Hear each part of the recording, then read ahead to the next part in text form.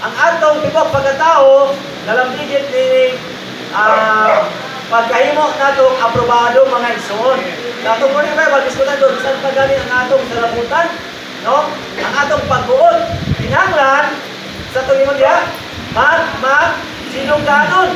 Kahit kung hindi magpasinubakon, mapugos ang Ginoo ng Diyos Espiritu sa paggamit, sa palibot, sa pagdisiplina ka nato aron sa tuyo na saman, mahimaw ta maaprobahan ang atong nadaw mga pagkinabuhi ingon nga si Kristo, ingon nga atong business sa pagkamatarong.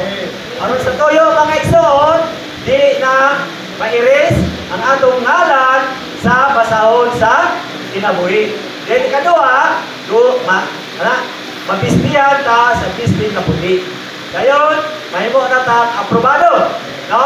Na makatambong sa kasal sa Kordero. Then, iskutan na sa tumaigsoon kanina, no? Ang atong pagtubo, diyan kinuwi, pagkahamtong, pagpagwapa, o pagtukod. Yan, salamat sa Ginoo mga igsoon.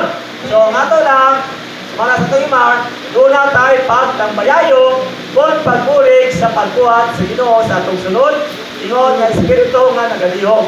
Kaya kung dili, mapugos ang Ginoo paggamit sa palibot